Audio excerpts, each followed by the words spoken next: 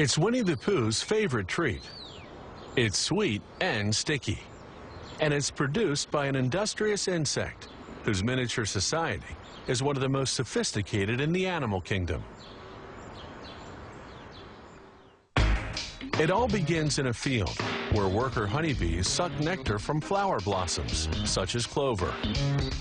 They store it in their honey sac, then return to the hive where other worker bees suck it out and chew it, breaking down the nectar's complex sugars into two simple sugars called glucose and fructose. The bees then deposit the nectar into the cells of wax honeycombs they've built. They fan it with their wings until most of its water content evaporates in the warm air of the beehive. What's left is thick and gooey honey. The bees then cap each honey-filled cell with beeswax. That's when the beekeeper steps in. Bees will sting if taken by surprise, so the beekeeper sprays the hive with smoke from burning pine needles, a scented warning that foreigners are about to enter the hive. Inside the hive are wooden frames hanging side by side, each holding a honeycomb. A hive can house hundreds of thousands of bees, all descendants of the prolific grand poobah of beedom, the queen bee. She's the big one in the middle. The queen bee lays up to 2,000 eggs a day, creating the workforce needed to feed and protect the colony. But the beekeeper tricks the colony's defenders. He replaces the hive's cover with a device called a bee escape that smells like cherries. Bees dislike the scent, so most fly to the bottom sections of the hive. Another warning spray, and the beekeeper removes the bee escape. Now he can escape with the honeycombs.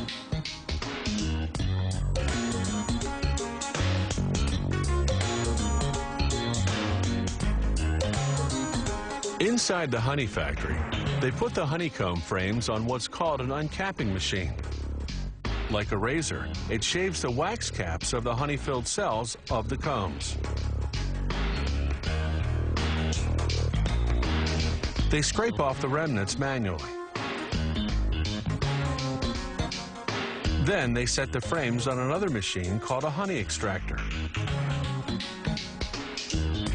It spins the honeycombs until all the honey is forced out of the cells. Afterward, they filter the honey to remove any pieces of wax capping that slip through. Then the honey is ready for bottling. Some beehives contain smaller frames designed to produce honey that isn't extracted from the honeycomb. Workers remove the frame and cut the honeycomb into pieces as is with a heated knife. That seals the wax around the honey inside.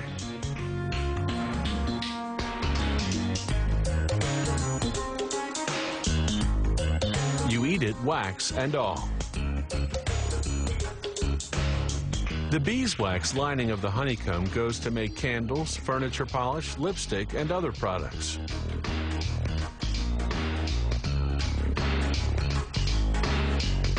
When producers have more liquid honey than they can sell, they simply let it granulate, develop sugar crystals, and turn hard and white. Then, when the orders come in, they return it to its original liquid form by heating it to 130 degrees.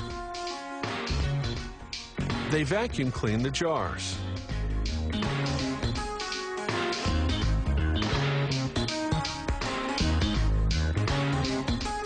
Then fill them. One beehive can yield up to 7 pounds of honey in a single day. That's much more than the bees need for themselves. The surplus is what we end up eating.